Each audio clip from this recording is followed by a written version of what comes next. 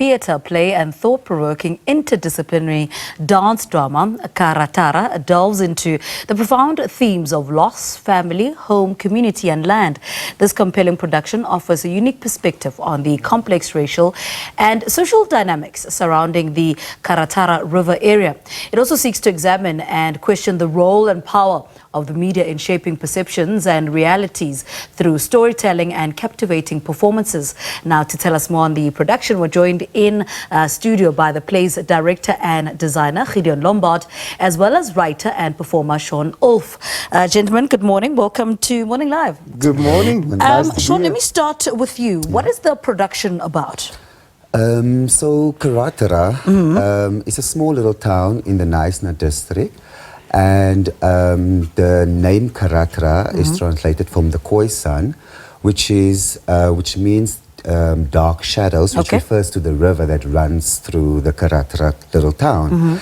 And so the Karatara is about the 2018 fires that happened in the Naisna districts, but specifically the 2018 fires that happened around the Naisna district, Karatara. And yeah, it plays with the loss and community and land and trauma and Gideon, why is this such an important story to tell? Well, I think whenever we experience trauma, we don't have ways of processing it always, right? And I think there's with such a huge impact, I mean, a fire that devastated various communities, and this particular small community first,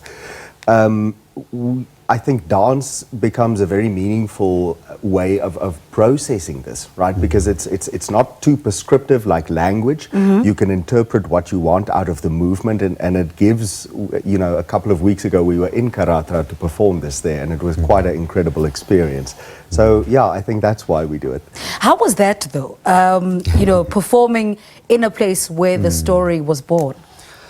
I would definitely say it's an outer body experience. Definitely, but I think it was, from the get-go, it was our purpose to do it in Karatara and to just give a voice for the community and just to shine the light on the voices for the community in that.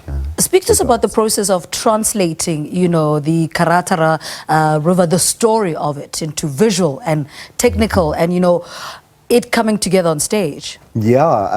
So we played a lot with light and dark because I think we tried to replicate some sense of what it would be like to be in a fire. Yes. You know, to experience some kind of the chaos of it. So the sound design is made up of, I think, 67 news interviews that happened over the time that play all over one another. It's quite chaotic, it's quite loud, and then it goes very gently when it comes to the aftermath of you know, the ashes settling, so to speak. And in terms of the design on the lighting side, to play with absolute darkness and the uncertainty that goes with that, and then what happens when the light comes on all of a sudden, right? Speak to us about capturing that emotion, Shaun, and you know, the research that also went into writing Karatara and capturing every single emotion the best way you could.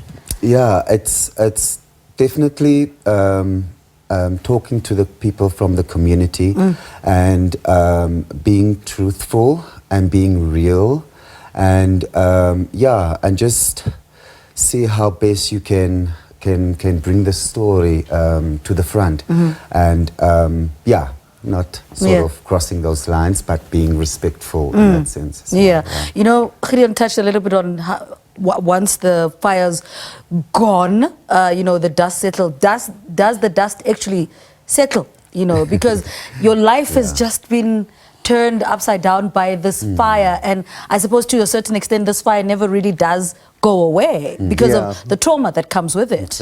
Exactly, and that's a very good point, and that's what we try and address towards the end of the play as well, is to see, okay, well, life goes on. right? Yeah. The life around you continues moving, and how do you either catch up to it, how do you process it, how do you slow down, and sometimes one doesn't move on.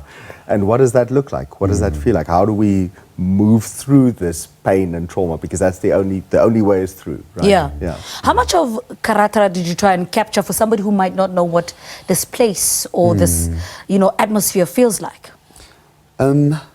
It's definitely it's sort of lots of discussions and talking and ideas and bringing the feeling of what the community or how the town feels, to stage, and basically just telling the story as truthful in that moment and bringing that across. And for you, Gideon, how best do you think you captured that, for somebody who may not know what Karatara is like? Yeah, I think so. With the text that Shaun and Vulcan Karlitz, the other co-writer, wrote, there's quite a lot about the area in there. The forestry statistics around how many trees were lost, the deforestation, the amount of people that needed to be evacuated over that time, the impact and the history of that river in that community, and what it symbolizes and so on. So I think even though it's a dance drama, there is enough text to give the audience something to hold on to, right? Yeah. And how best does movement, because it does so much, dancing and choreography does so much, to portray the message across. How did that, get your message across in comparison to if you'd have just done a normal stage play? Yeah, exactly.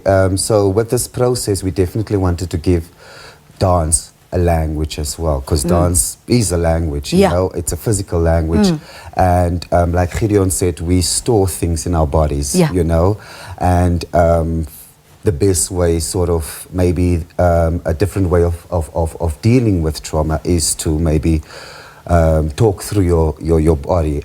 People can relate to it, they see a familiar gesture on stage and they can relate to that gesture on a personal level. And so it's just having text and having dance as one language. Sounds like it's just amazing on stage. Gentlemen, thank you so much for coming through. Speaking to us is Gideon Lombard, Shaun Oelf, talking to us about Karatara, a theatre play based on the tragic fire that happened earlier in years gone by. The play is showing at the Market Theatre from this past Thursday.